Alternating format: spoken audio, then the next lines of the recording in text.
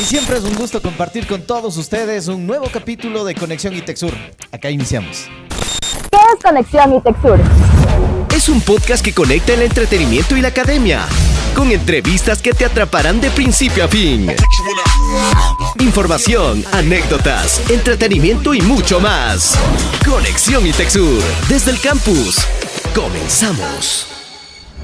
Gustosísimo, como siempre, de tener invitados de primer nivel acá en el podcast Conexión ITECSUR desde el campus. No te olvides que llegamos gracias al auspicio del Instituto Superior Universitario ITECSUR. 14 carreras, tienes que conocerlas. www.itexur.edu.es para que conozcas más sobre nuestra oferta académica. Y bueno, vamos a presentar a nuestros queridos invitados acá en el podcast.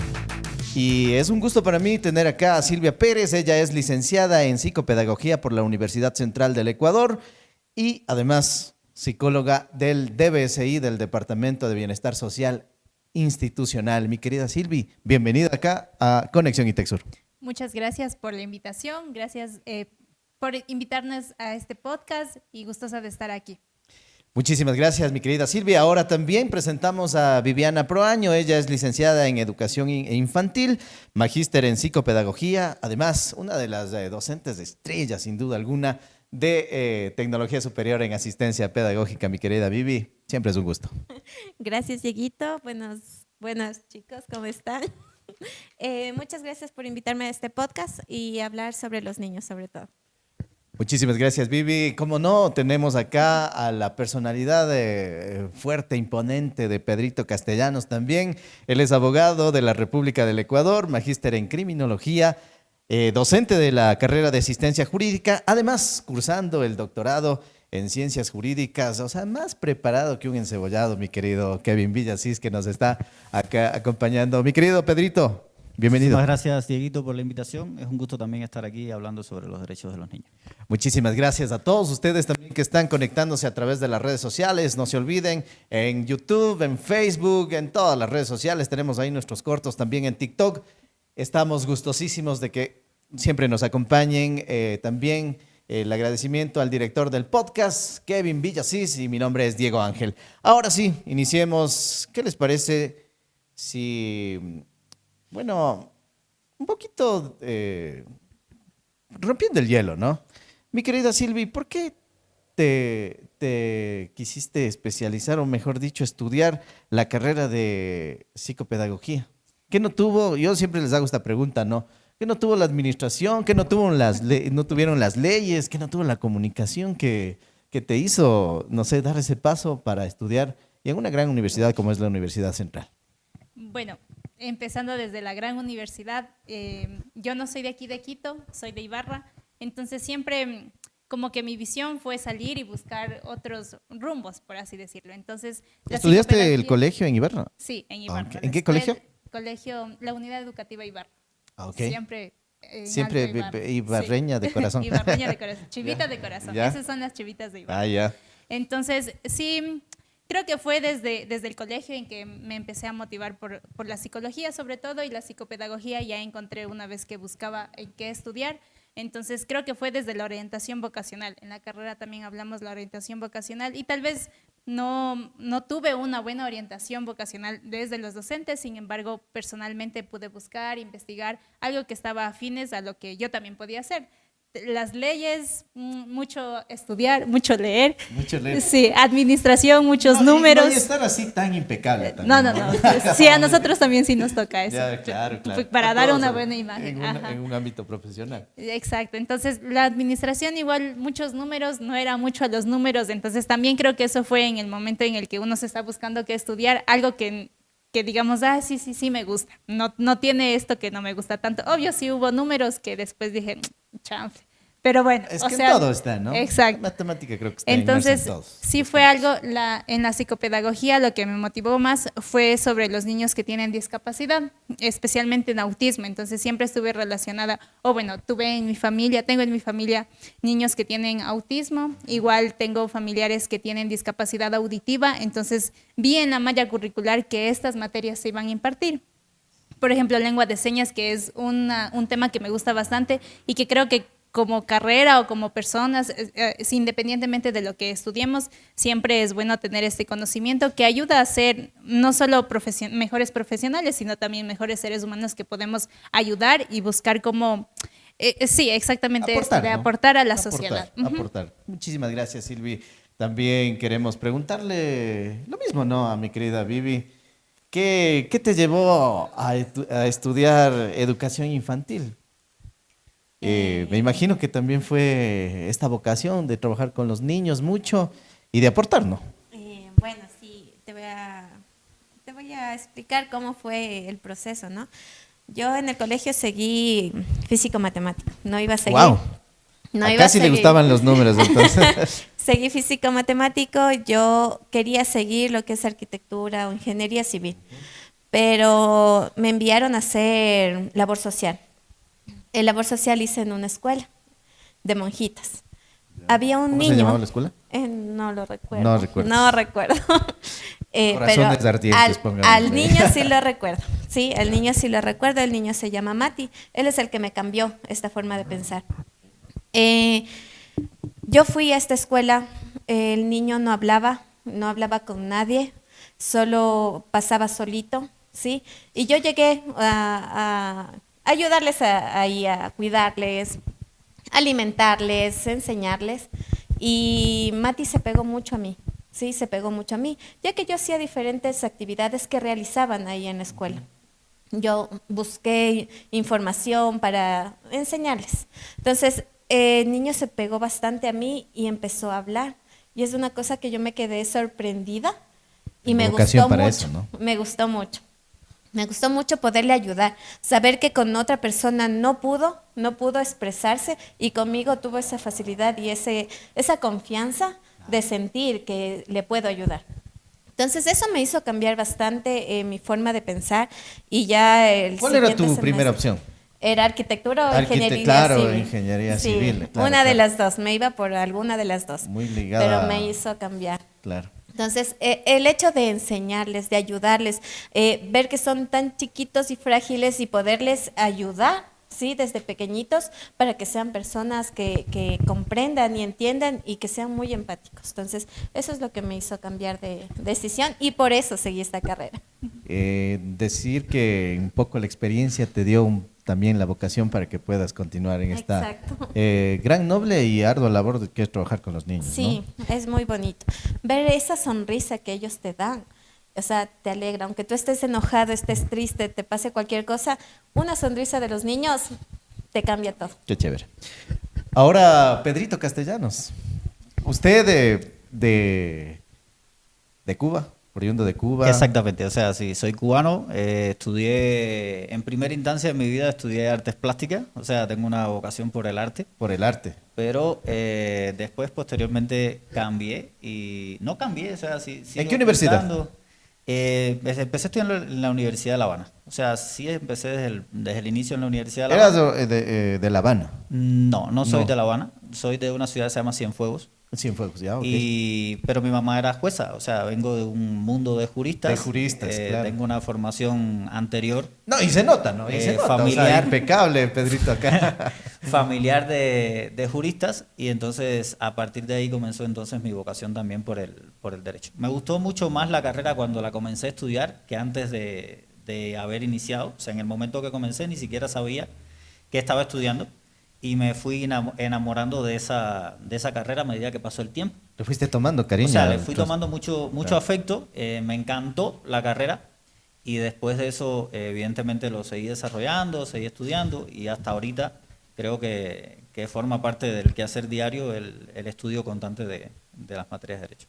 ¿Y cómo fue ya estudiar acá en el país también? Porque nos contabas off the record que, bueno, estudiaste esto de las leyes allá en Cuba, pero también quisiste darle una continuidad acá, ¿no? En el país. ¿Cómo fue? Exacto. Cuando llegué a Ecuador, me encontré con la novedad de que no podía ejercer acá. O sea, No tuve pudiste homologar el título. O sea, me reconocieron el título en la CENESID, pero eso no te permitía ser abogado. O sea, Litigar. te permite ser docente, pero no te permite ser abogado. Ok, ok. Entonces tuve que hacer un proceso de homologación en la universidad. Me homologaron algunas asignaturas, otras las tuve que volver a cursar. tuve que hacer terminar la carrera nuevamente, hacer mi tesis y obtener el título de abogado de la República del Ecuador. ¿Y por qué también la criminología es, no? La criminología, digamos que es mi especialidad, teniendo en cuenta que yo soy especialista en derecho penal, aunque desarrollo también otras materias, como es el derecho de familia, que es lo que vamos a estar hablando hoy. Pero en esencia, mi especialidad como tal fue el derecho penal y estudié por eso la carrera de criminología o la maestría en criminología Claro, en la Universidad de La Habana. Muchísimas gracias, Pedrito. Ahora sí, vamos a inmiscuirnos un poco más en el tema que les convoca acá a todos ustedes, ¿no? Y sobre todo queremos iniciar con Silvia. Quisiera que nos cuentes un poco, Silvia, si tú has tenido la experiencia de haber trabajado primero con niños, porque el tema que nos aborda en esta ocasión acá en el podcast Conexión ITECSUR desde el campus son los derechos de los niños, ¿no? Muy en general, pero vamos a ir también identificando todas estas aristas que tiene los derechos de los niños, el desarrollo también, como se lo ve, tanto integralmente en cada uno de los niños, en las ciertas ramas, ¿no? La psicología, también la educación y también lo jurídico. Así que cuéntanos un poco, Silvi, ¿tuviste la oportunidad de trabajar con niños? ¿Cómo lo viviste? ¿Qué te pareció? ¿Qué cosas fuertes tuviste que también pasar? Sí, claro. Obviamente en la carrera siempre nos hacen realizar estas prácticas preprofesionales que son la que nos ayudan, ¿no? Para ya al mundo laboral. Entonces, claro, sí estuve en varios lugares, instituciones educativas, también en centros de apoyo que son el Centro Tres Manuelas, donde se trabajaba con niños que tenían vulnerabilidad, específicamente económicamente. También en un centro psicopedagógico de la universidad, que estaba ligado bastante igual a niños que tengan vulnerabilidad, ya sea económica, ya sea familiar, ya sea socialmente, que no tengan como que los recursos para ingresar a una terapia psicopedagógica como tal, porque si bien es cierto, afuera se ofertan estas terapias, pero son bastante costosas y no hay la posibilidad. Pongámosle un número más o menos. Digamos decir que menos unos $35 por sesión. Que es bastante, a veces no es tan asequible en la economía de muchas de las personas que tal vez están pasando esto, ¿no? Exacto, sí, y más sobre todo esto de los niños, se ve bastante falencia en niños que no tienen estos recursos económicos, porque obviamente quien tiene ya eso en una educación en donde le ayudan ya y tal vez desde la escuela mismo les dan este soporte. Exacto, ¿no? Entonces obviamente los psicólogos o los psicopedagogos que estamos en el DECE no tenemos como ese tiempo, digámoslo así. Obviamente que deberíamos realizarlo, pero los documentos administrativos llevan mucho tiempo que no da para apoyarle a los niños como tal. Entonces sí he tenido la experiencia. El sistema también les pone un poquito trabas ahí, ¿no? Las trabas que no nos permite como que acercarnos tanto a los niños. Entonces en esto de las experiencias sí he podido participar, sobre todo en estos tres lugares que fueron los que marcaron bastante, en el Centro Tres Manuelas, que es en el centro histórico. Entonces ahí los niños obviamente iban, no solamente que no sabían ciertos temas educativos, sino también familiares, no tenían una buena alimentación, los papás eran comerciantes informales, se despertaban muy temprano, llegaban a la casa muy tarde, tenían que pasar todo el día en el sol, vendiendo igual, ayudando a la familia, que tal vez eso obviamente está mal desde lo legal, pero era la única manera en la que los niños también de pronto podían incluso conseguir un esfero, conseguir comprar un cuaderno, entonces sí era bastante complicado. Igual en el centro psicopedagógico de la universidad lo que buscábamos nosotros igual era ayudar entonces a estos niños que tenían no únicamente, como les digo, la falencia en la parte educativa, sino también en lo emocional. Y esta idiosincrasia de los padres, ¿no? Que tal vez no es culpa de ellos, sino de lo que vinieron ellos abordando en tantos años atrás y también fueron aprendiendo a lo largo del tiempo de que los niños tienen que ayudarles.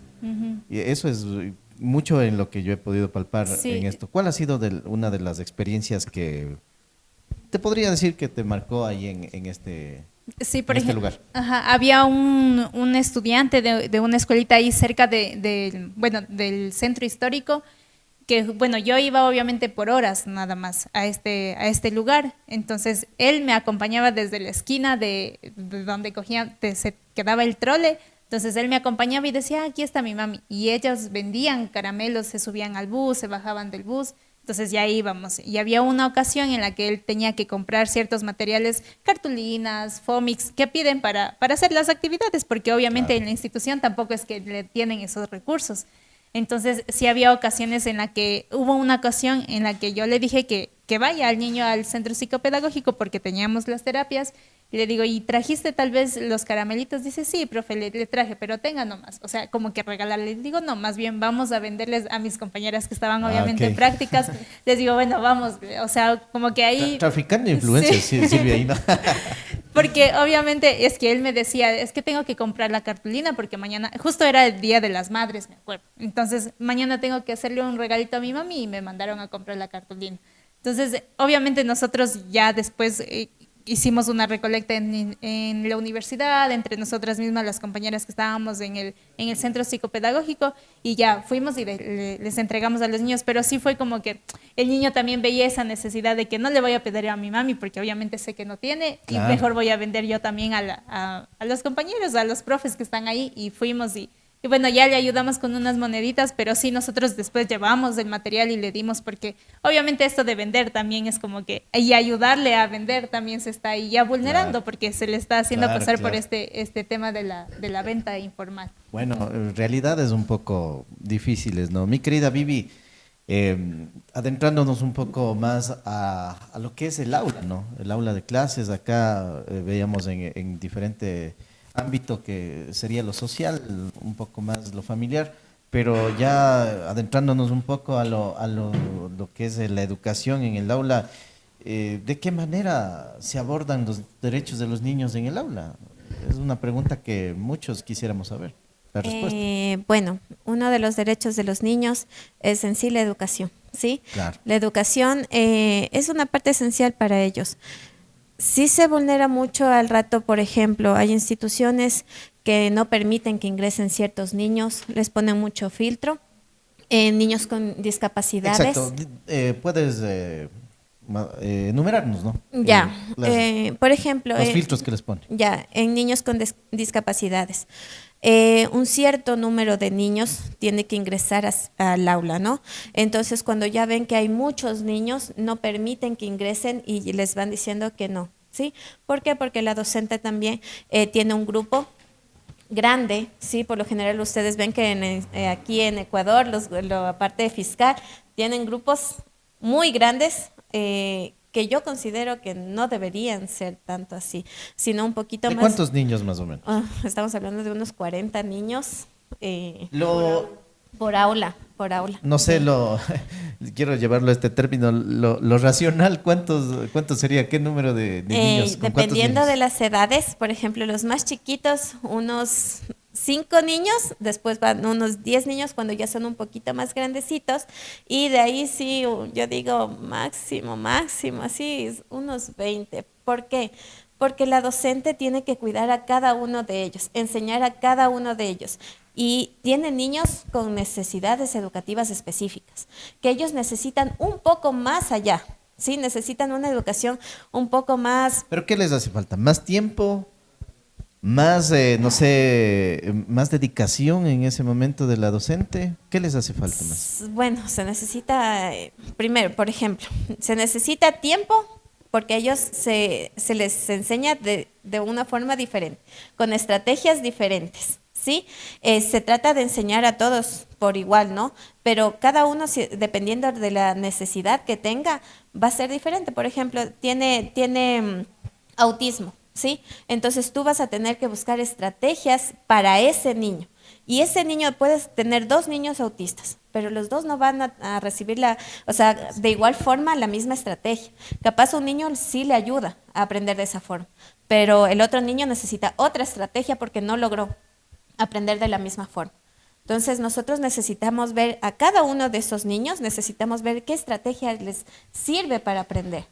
Es ahí donde radica esto, ¿no? Que siempre hemos escuchado que cada niño es un mundo diferente y obviamente tendrá que ser tratado como sí, ¿no? Exacto. De diferente manera. Mi querido Pedrito Castellanos, ¿qué instrumentos legales, tanto en lo nacional, en lo internacional, son los que se utilizan para proteger estos derechos, ¿no? De los niños. Bueno, muy bien. Muchas gracias, Diego, por darme la palabra. En primer lugar, hay varios instrumentos en Ecuador que son sumamente trascendentales en el ámbito. Podemos ver los más importantes ahora, Exacto. O sea, pero bueno, en esencia, todo parte de una convención. Se llama la Convención sobre los Derechos del Niño, que es suscrita por el Estado ecuatoriano en el año 1989. ¿Ya? Okay. A partir de esta convención, el Ecuador asume la responsabilidad de llevar a su sistema legislativo todas aquellas cuestiones más importantes de la convención. Hay un principio que es el principio de interés superior del niño, que significa en esencia que todas las autoridades judiciales y administrativas, cuando tomen una decisión, tienen que hacerlo siempre observando la importancia que tiene el niño para la sociedad. ¿Ya? Entonces, hay otros principios que también son llevados a la legislación nacional, entre los que se destaca también el principio de participación.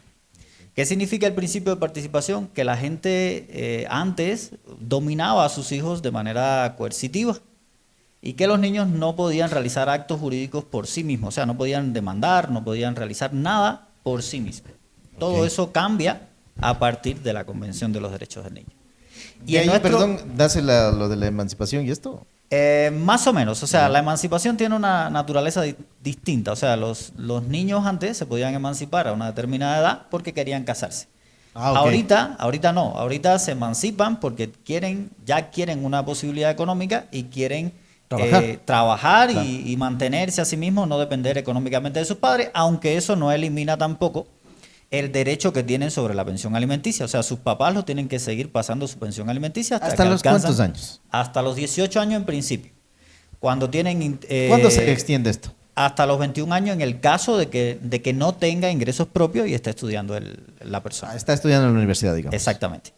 Entonces, el derecho de participación, que es un derecho muy importante en la legislación, que también se llevó a la Constitución de la República y luego al Código Orgánico de la Niñez y la Adolescencia, al CONA, es un derecho que les permite a los niños actuar en el mundo jurídico, como si fueran una persona mayor. No exactamente igual, pero como si fueran una persona mayor. Puede ser que representados por uno de los padres, o sea, por la mamá o su papá, que es el representante legal normal, o a través de un curador que el juez le designa para que él pueda establecer una demanda cuando su papá no lo quiere hacer. ¿Ya? Wow.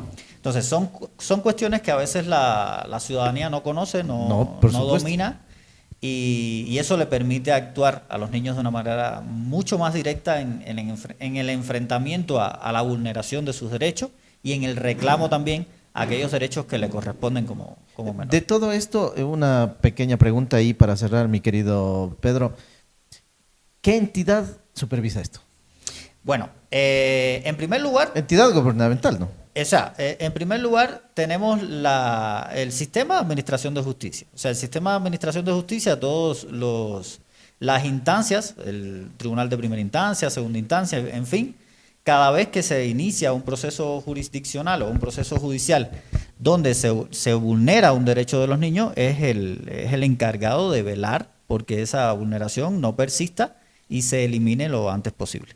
¿Ya? Entonces, básicamente, cada vez que un abogado, puede ser un abogado, puede ser cualquier persona que vaya a ser de curador en un proceso judicial, siempre tiene que buscar la manera de que ese derecho sea restablecido. Cualquier entidad administrativa gubernamental e incluso privada tiene la obligación de observar siempre los derechos de los niños, niñas, adolescentes en el caso de que se tome cualquier decisión en relación con sus derechos. Siempre será primordial. Siempre es primordial, por eso es el principio de interés superior del niño. ¿Ya? Muchísimas gracias, Pedrito, por esa importante respuesta, ¿no? Ahora, Silvi, desde una perspectiva como psicóloga, quisiéramos preguntarte cuáles son los derechos fundamentales de todo niño y cómo garantizarlos. Porque al final, bueno, estamos hablando acá con Vivi, también con Viviana, mucho en el ámbito escolar, pero también el niño se desarrolla en otros ámbitos, ¿no? Claro, y bueno, y uno de los principales ámbitos en el que el niño pues va creciendo es obviamente la familia. La familia, por y el cuidado del niño creo que es uno de los principales derechos que se tiene que velar como padres de familia, como como sociedad, como Expliquemos familia. un poquito más de este derecho al cuidado del niño. Porque Ya, por mucho a veces lo tomamos muy subjetivamente y muy superficialmente y no sabemos en realidad qué es el cuidado del niño. Claro, se le ve como cuidarle, darle de comer, Exacto. darle la comida, darle la vestimenta y hasta ahí quedó. Pero también va esto del lado psicológico, o sea, de lo emocional, de lo cómo se trata al niño. Por ejemplo, hablábamos igual antes de esto de la crianza con amor, por ejemplo. Entonces eso también se toma como El educar muy a con la amor, ligera. como se Ajá, dice, ¿no? educar con amor. Como que muy a la ligera de que no te voy a decir nada, no, o sea, si hiciste algo malo, no te voy a poner un límite. Y creo que eso también está vulnerando ese derecho, porque el niño dice no, o sea, mi papi no me dice, yo rompí algo, un ejemplo, yo rompí algo, mi papi no me va a decir nada, no pasa nada. Pero sí tendría, o sea, tiene que haber como que esas reglas, esas normas, de eso de que, ok, rompiste, ¿qué vamos a hacer para que tú lo devuelvas? O sea, también darle esa Para que responsabilidad. retribuyas Ajá, darle esa, la falencia que tuviste, ¿no? exacto, darle esa responsabilidad de que si yo cometo algo, va a venir una consecuencia. Entonces, eso también se basa dentro del derecho del cuidado, ¿no? Del tener también un desarrollo personal desde la familia, porque como les decía, obviamente, si no se les dice, no se les pone límites, los niños, obviamente ellos ven que ellos son como una esponjita, siempre dicen, ¿no? Siempre Los dicen niños, eso, ¿no? ajá, son como una esponjita y es que es así. Descríbelo un poco más, porque Porque todo absorben, como se todo lo que ven, ellos replican. Entonces, digamos, si yo como de cierta Perdóname, manera. a veces, y nos pasa hasta a los adultos, ¿no? Que se nos pega más rápido lo malo. Ajá, exacto. Entonces, digamos, en algo tan simple como la comida, el alimento. Entonces, si le ve al papá que come de cierta manera el pan, por ejemplo. Ahí yo he visto, en mi familia tengo un sobrino pequeñito que come el pan igual que que mi papi, o sea, que el abuelito. Entonces, él mete el pan en el café y así mismo son los lo pequeñitos. remoja y... Ajá. Entonces, si eso hacen los niños con algo, como diríamos, tan básico, tan básico, cotidiano, ajá, es mucho más cuando ya es con las actitudes. Entonces, si el papá no le dice o no le trata bien, por ejemplo, a la mamá, entonces el niño también va a hacer lo mismo en la escuela con los compañeritos. El Dice, no, ejemplo. es que alguien que es superior a mí, que a él no le van a decir nada, puede hacer eso, yo, ¿por qué no? Y es porque eso no ponen los límites o no se ponen esas reglas desde la casa, que es donde debería ser lo fundamental, que van aprendiendo, van desarrollándose.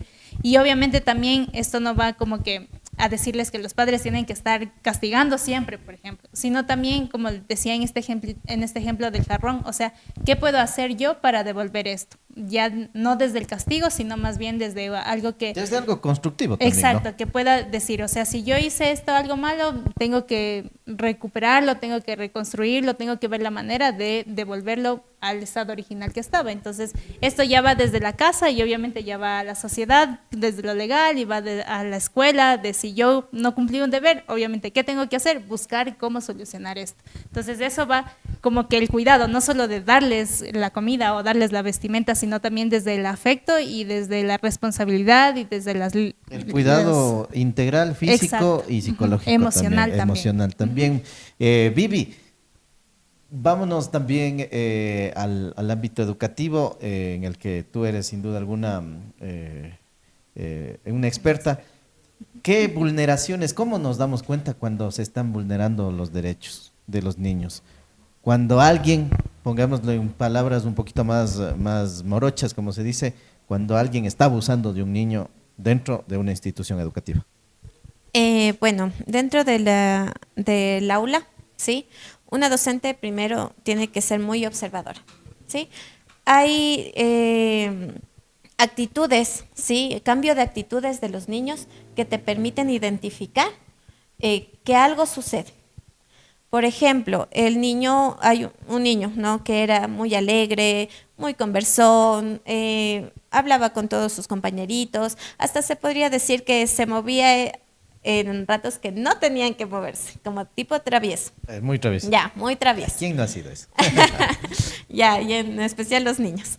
¿Qué es lo que sucede? Hay un cambio de actitud, que el niño ya no quiere salir a comer, que se queda quieto, que ya no sonríe, que quiere dormir, ¿sí? Entonces nosotros podemos identificar que algo sucede en casa, No sabemos exactamente qué puede estar sucediendo, ¿sí? Pero algo pasa.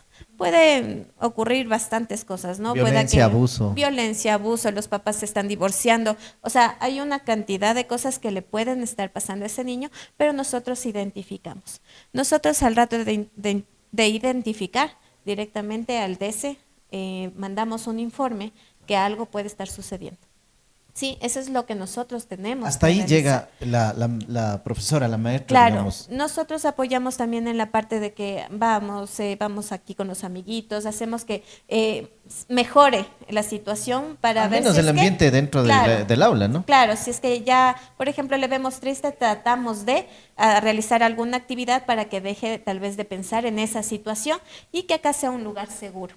Pero y hasta que se pueda determinar o encontrar este problema, el niño puede seguir sufriendo este abuso y puede seguir reaccionando a todo lo que le está pasando, Sí. ¿no?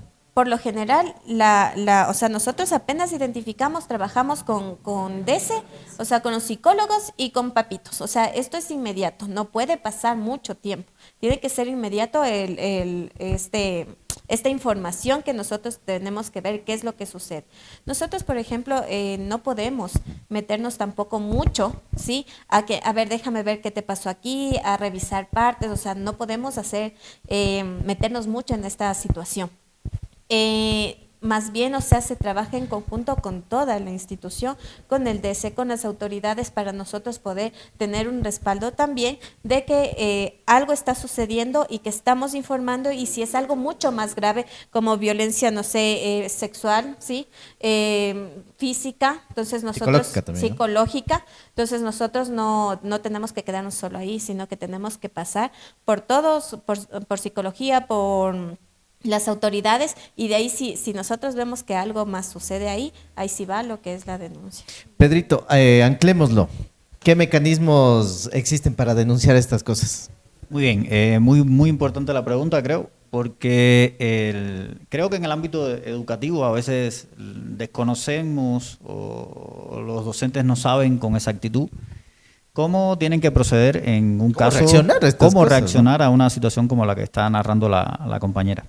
Y el asunto es que en realidad en el ámbito docente, en el ámbito médico, sí, existe una obligación de denunciar. A diferencia de la ciudadanía en general, la ciudadanía no tiene la obligación de denunciar un delito, aunque lo haya presenciado. Sin embargo, si eres el director de una institución educativa o eres un educador en una institución educativa y tienes al menos la sospecha cierta, con razones, para creer que existe un delito de violencia o porque existe un delito de abuso sexual o un delito de cualquier naturaleza contra una de las personas que están a tu cargo, que puede ser un adolescente, una persona mayor o un niño, ¿ya?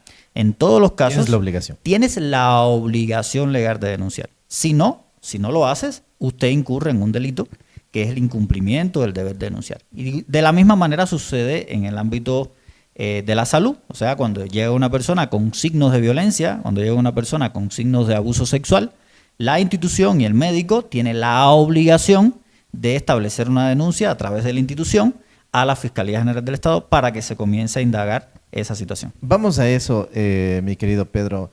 Démosle instrumentos a las personas que nos están viendo a través de redes sociales. ¿Cómo visualizar esto lo más pronto que se pueda? Porque como decía acá Viviana y también Silvi, esto debe ser, pero al instante. En el ámbito médico es muy sencillo.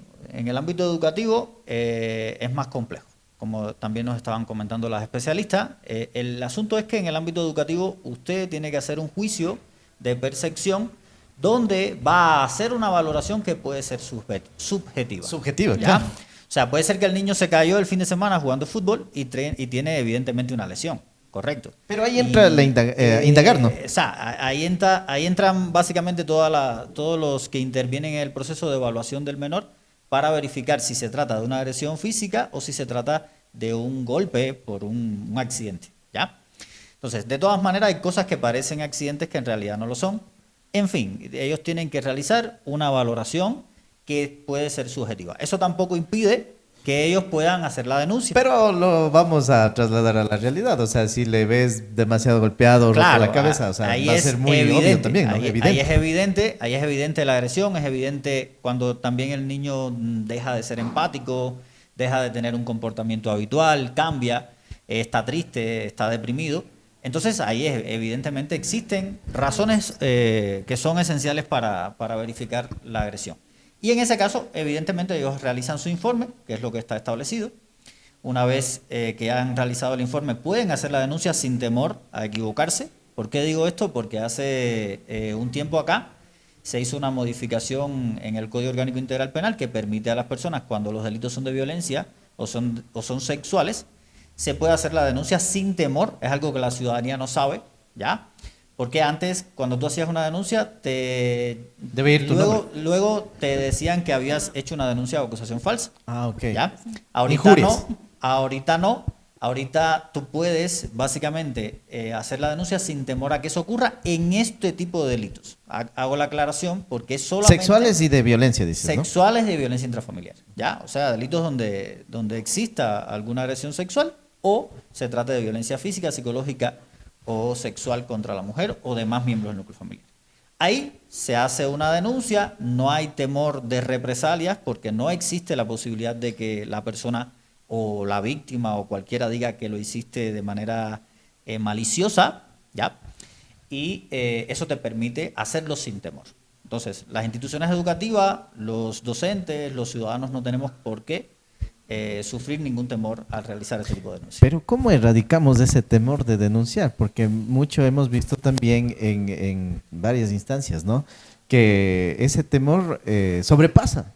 Conociendo la ley. La única manera es conocer el procedimiento. El procedimiento está en el artículo 651, numeral 1. Es un procedimiento, se llama procedimiento especial y expedito para el juzgamiento de los delitos de violencia contra la mujer y demás miembros. Y ya vamos a eso porque es muy importante, claro, a veces desconocemos, pero ¿cuál es el rol del Estado ahí para que nosotros podamos beneficiarnos de esto, ¿no? Pero vamos más adelante con eso, Pedrito, muchísimas gracias.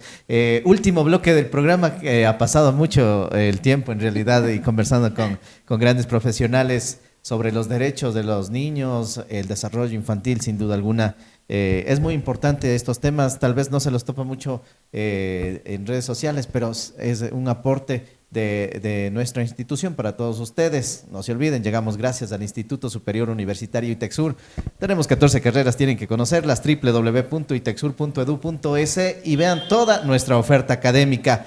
Mi querida Silvi, vamos cerrando ya esta importante plática y quisiera preguntarte cómo influyen los entornos tanto familiares, escolares, bueno, escolares no tanto porque es el tema de Viviana, comunitarios.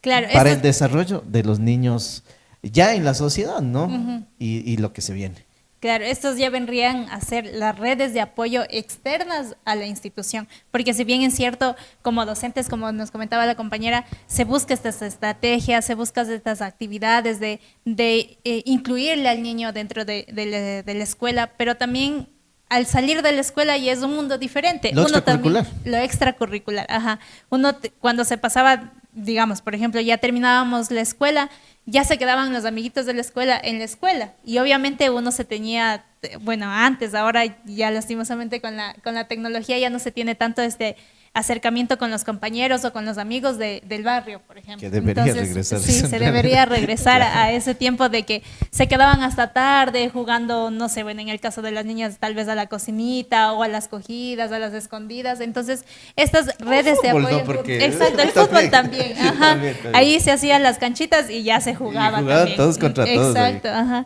Entonces, estas redes de apoyo sí influyen bastante porque uno se siente familiarizado, se siente acompañado, se siente seguro también de poder contar este tipo, tal vez ya hablando de los derechos, si es que algo me está pasando, no solamente una agresión o una violencia sexual, porque es un tema, digamos que un poquito más complicado, pero sí tal vez en la familia algo está pasando, daba el ejemplo de que los papás se están divorciando, o tal vez me voy a cambiar de casa, que son factores detonantes. Voy a dejar a mis amiguitos, ajá, ya no voy a estar compartiendo la misma realidad que tenía. Exacto, ¿no? ajá, que cambian y que a los niños les afecta porque son pequeñitos, ellos no entienden. Bueno, tal vez uno como ya más grandecito dice, bueno, tengo que cambiarme de casa porque ahí ya no me alcanza a pagar, digamos, el arriendo, o porque ya me compré un terreno y ya tengo mi casa propia, pero para los niños es, o sea, voy a dejar a mis compañeros, voy a dejar a mi parada de bus, voy a dejar a los perritos que vivían ahí, o sea, son Sí. cosas que uno se apega. Para un adulto a veces se torna un poco difícil, imagínate, Para los niños, ¿no? ajá, entonces son esas redes de apoyo que ayudan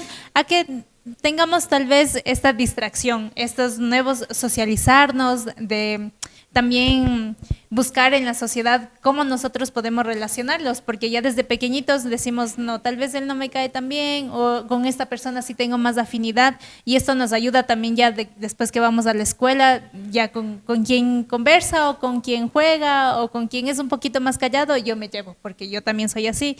Igual esto ya nos lleva incluso más allá al ámbito laboral, de cómo ser nosotros como sociedad cuando ya trabajamos, o cómo ser como personas, digamos, ya si vivo en un ambiente de violencia o vivo en un ambiente donde mi familia no me daba este cariño, yo también voy a ser así. Y No, voy no a te tener- ratifican lo bueno, Ajá, ¿no? no, solo dicen, ay, no, es que ya rompiste esto porque eres un descuidado.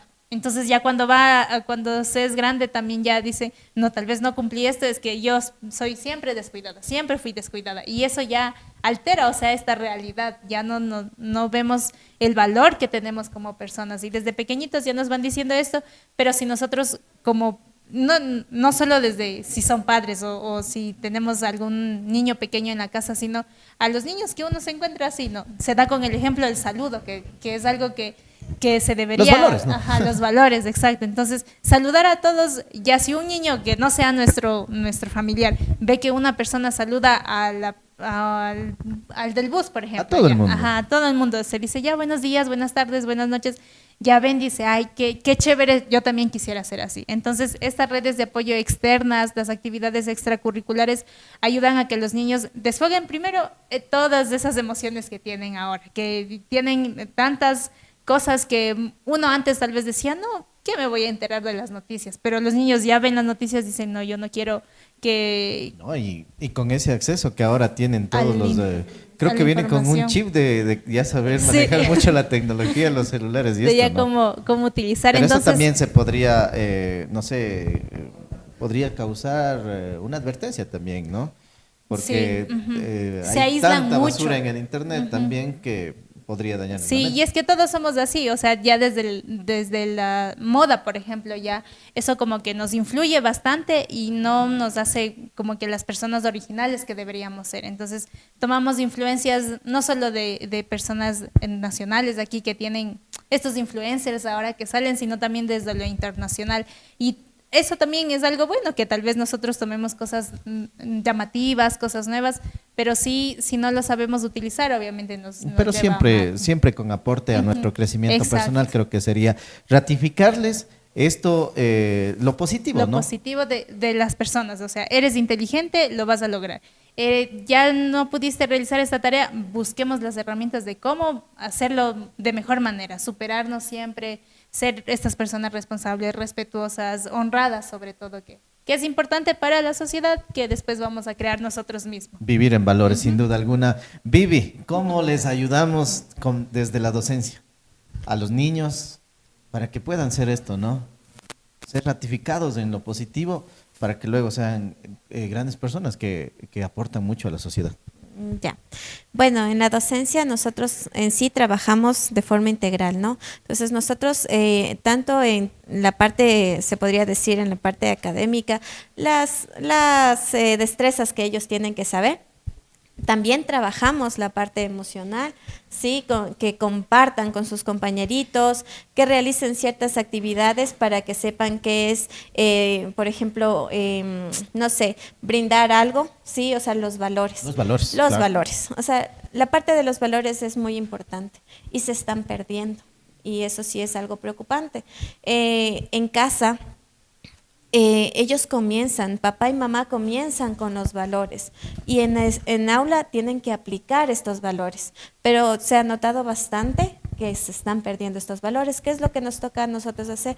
Una reeducación, nos toca ayudarles otra vez a que compartan, a que hablen con los compañeritos, a decir por favor, gracias.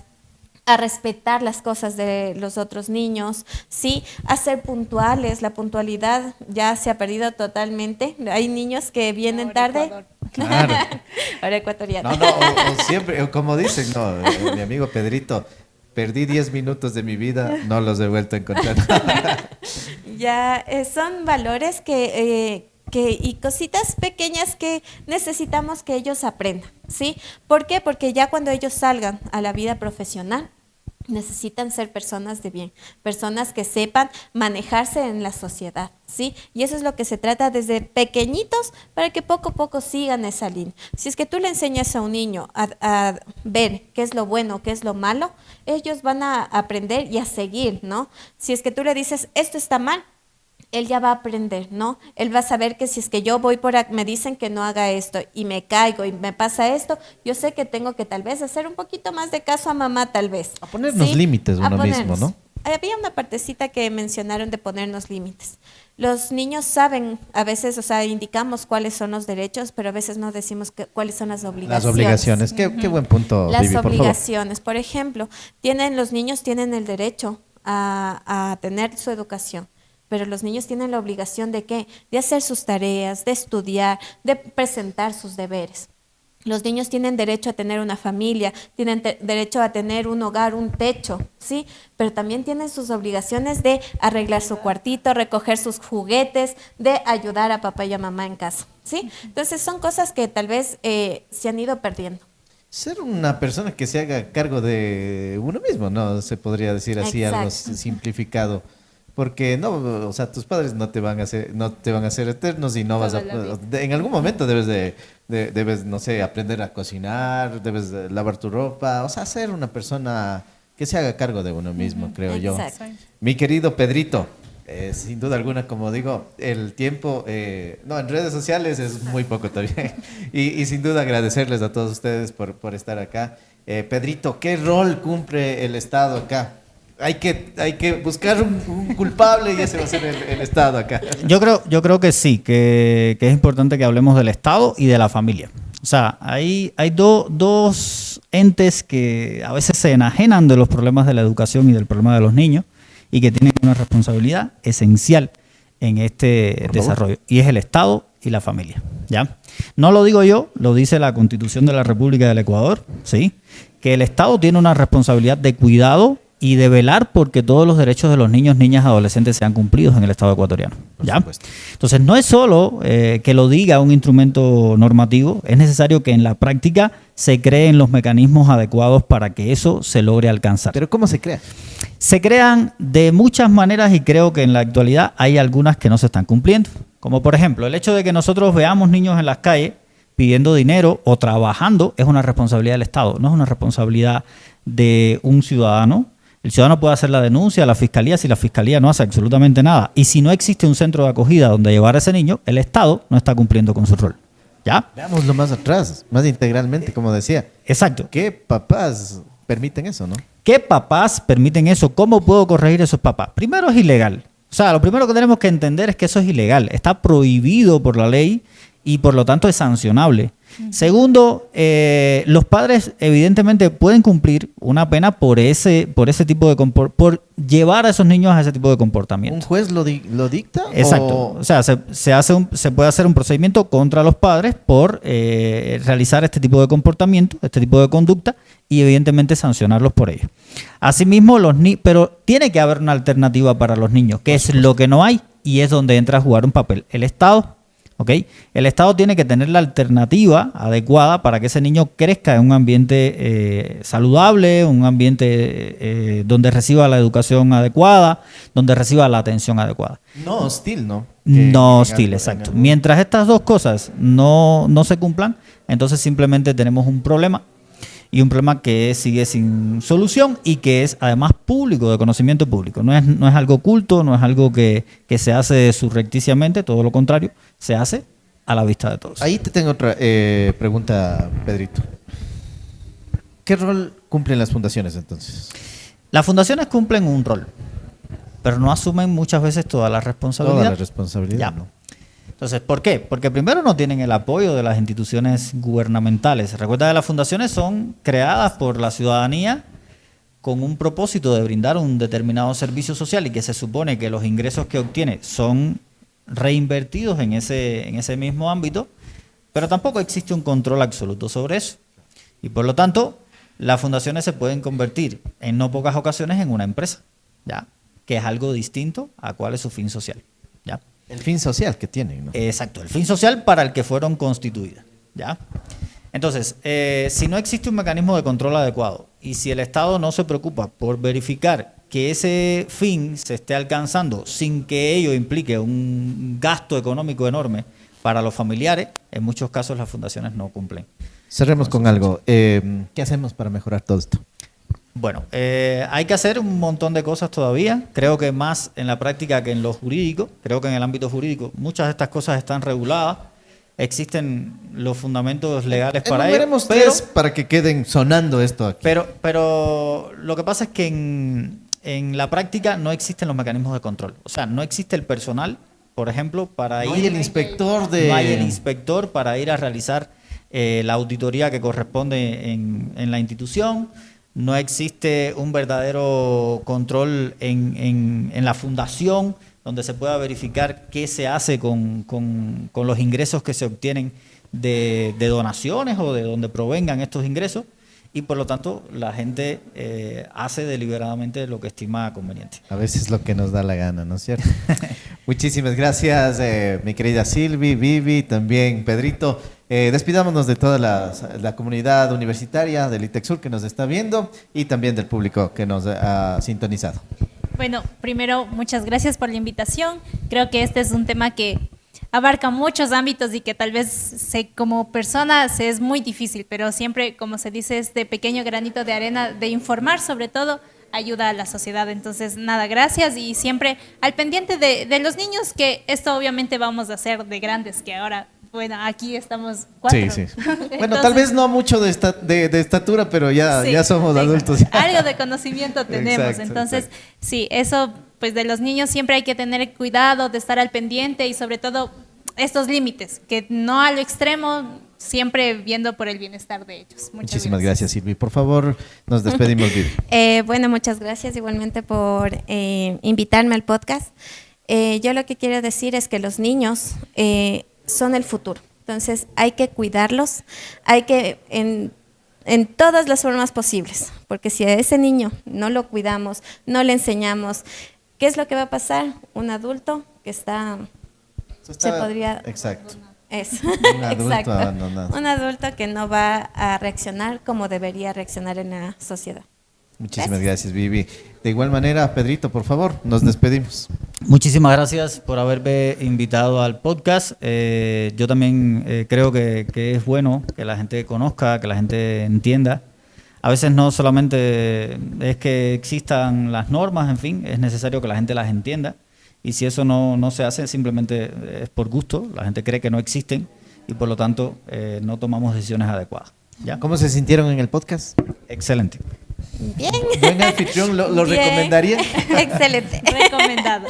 Excelente. Muchísimas gracias a todos ustedes. No se olviden, llegamos gracias al Instituto Superior Universitario ITEXUR, 14 carreras, nada más digita www.itexur.edu.es y nada más a decirles a todos ustedes que apostemos por la educación. Ese va a ser el gran cambio en el futuro.